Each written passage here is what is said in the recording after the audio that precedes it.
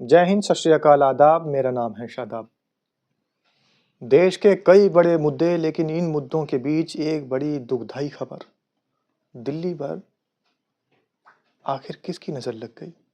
दिल्ली में भारतीय जनता पार्टी की सरकार बनी, बहुत लोगों में खुशी की लहर है, लेकिन इसी खुशी के बीच, हालांकि अभी मुख्यमंत्री का चेहरा साफ नहीं हुआ है, लेकिन इसी खुशी के बीच एक बड़ी दुखद खबर आई है। दिल्ली यानी देश की राजधानी के रेलवे स्टेशन पर तमाम श्रद्धालु जो इकट्ठा थे, उस भीड़ में भगदड़ मच गई और तमाम लोगों की मौत हो गई। इसी मुद्दे पर चर्चा करेंगे, आखिर किसकी गलती है? आखिर ये बार बार भगदड़ मचने की जो घटनाएं आ रही हैं, आखिर महाकुंभ में स्नान करने जा रहे श्रद्धालुओं को नहाने की कीमत अपनी जान देकर चुकानी पड़ रही है, अपनी जान जोखिम में डालनी पड़ रही है और जान देकर चुकानी पड़ रही है। क्या वजह है इन सब के पीछे? इन्हीं तमाम मुद्दों पर चर्चा करने के लिए मेरे साथ मौजूद हैं कांग्रेस नेता सुमति यादव जी। बहुत बहुत स्वागत है आपका। शुक्रिया जी। सर, बहुत ज़्यादा त्रासदी सामने आ रही है। महाकुंभ का जिस तरीके से प्रचार किया गया, जिस तरीके से कहा गया कि 144 साल बाद ऐसा महाकुंभ आ रहा है, अगर इसमें आप नहीं नहाए तो शायद आने वाले समय में आपको मौका नहीं मिलेगा।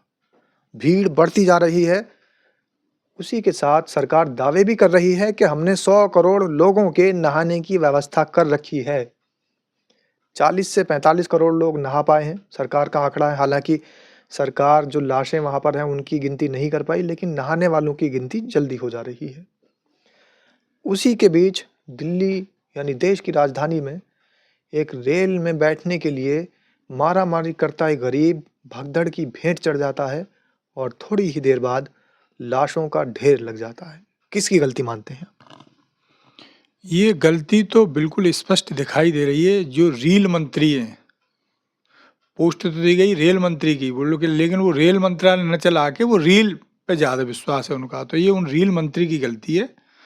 हम तो पहली बार में ये मांग करेंगे प्रधानमंत्री जी से कि थोड़ी भी आपकी चलती हो, वैसे तो आप कहते हो 56 इंच की छाती है, बड़ा सा जी बोल वाला है, हमारा जो है बिना हमारी मर्जी के पत्ता भी नहीं हिलता है, तो इनको तत्काल प्रभाव से बर्खास्त करें जी और किसी योग्य राजनेता को वहाँ पे लगाएं। जी ये इन्होंने अफसरशाही करी है जिंदगी भर, तो ये हुक्म जो है, क्या कहते हैं, हुक्म की तामील तो अच्छे से कर सकते हैं लेकिन हुक्म अच्छे से नहीं दे सकते, क्योंकि जिंदगी भर इन्होंने किया ही काम कुछ और है और काम करने के लिए इन्हें कुछ और दे दिया गया है।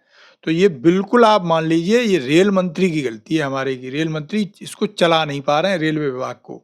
अच्छा सुमति जी, बार बार ये सवाल उठता है कि आखिर रेल मंत्री की गलती है। रेल मंत्री सतर्क क्यों नहीं रहते, अपना विभाग सही से क्यों नहीं संभाल पाते? लेकिन रेल मंत्री कह देते हैं कि छोटी घटनाएं हैं।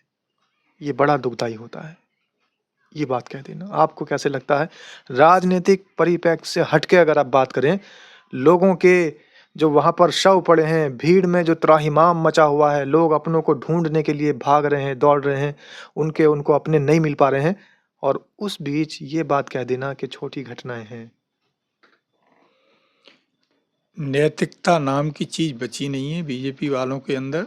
ये इतने गिर गए हैं कि खबरों को मैनेज करने के लिए ये खबर कहीं जो है फ्रंट पेज पे बड़ी खबर न बन जाए, इसलिए इस तरीके की ये बातें कह देते हैं और इनकी ये बातें मीडिया के लिए ये इशारा होती हैं कि अगले दिन ये हेडलाइन नहीं बननी चाहिए। तो ये बात कहते हैं बीजेपी वाले, उसके बहुत मायने होते हैं। इनकी बातों को आप हल्के में न लिया करें। आपके नेता खड़गे जी कह रहे हैं कि ये लोग जो भी खबर होती है, जो भी घटना होती है, तो खबर को दबाने के लिए आंकड़े छुपाते हैं और मौत की संख्या छिपाने का काम ये लोग करते हैं।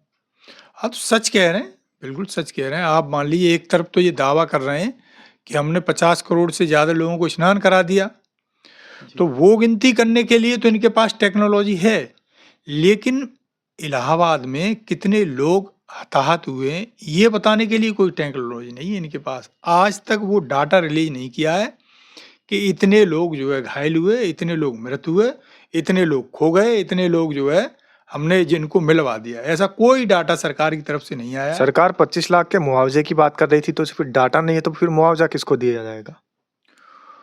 वो तो कुछ चुनिंदा लोगों की एक लिस्ट बन गई है, उनको दे देंगे, वो तो खाना पूर्ति तो करनी है उन्हें।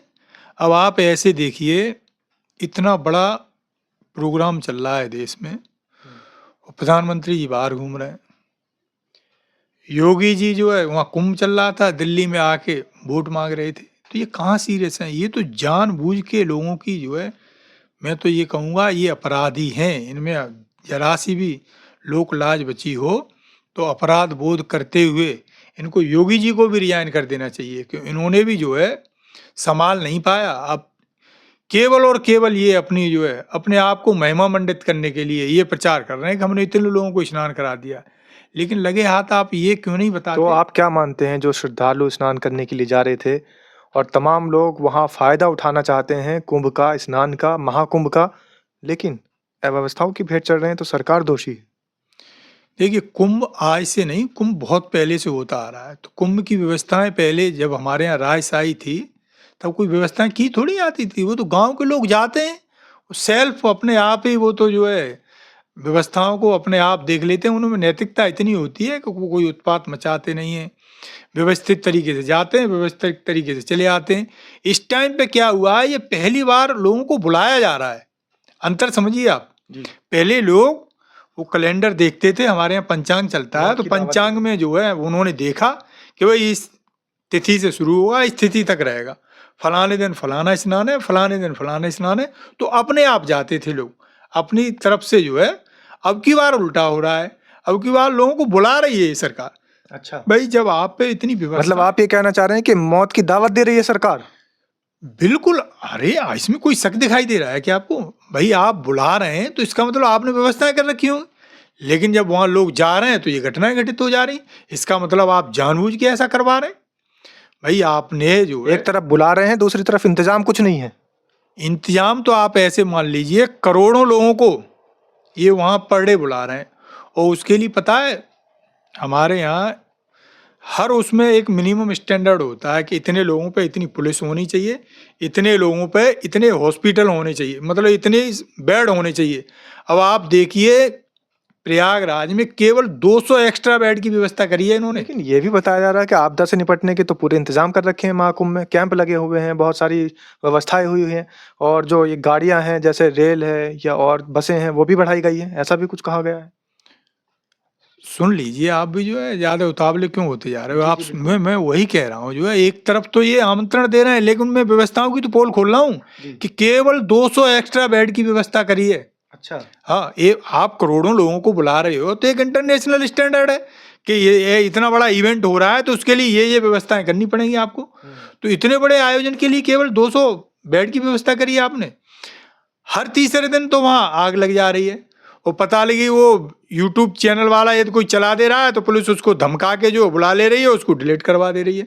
तो इस तरीके से ये खबरों पर लीपापोती कर रहे हैं, बाकी ये कुछ कर नहीं रहे। आप ऐसे मान के चलिए। दिल्ली में जो ये घटना हुई ये बताया जा रहा है, कुछ प्रत्यक्षदर्शी ये कह रहे हैं कि पहले जो था वो प्लेटफॉर्म नंबर 14 का जैसे अनाउंसमेंट हुआ, भीड़ पहले से ही थी, अचानक से प्लेटफॉर्म की संख्या बदली गई तो भगदड़ मची है।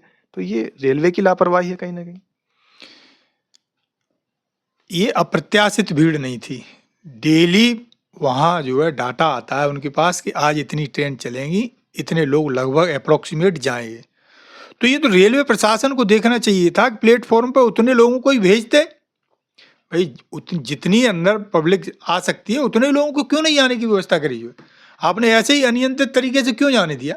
फिर आप क्या देख रहे हैं भाई जो है? तो मैं तो यही कहूँगा ये टोटल सरकार का फेलियर है।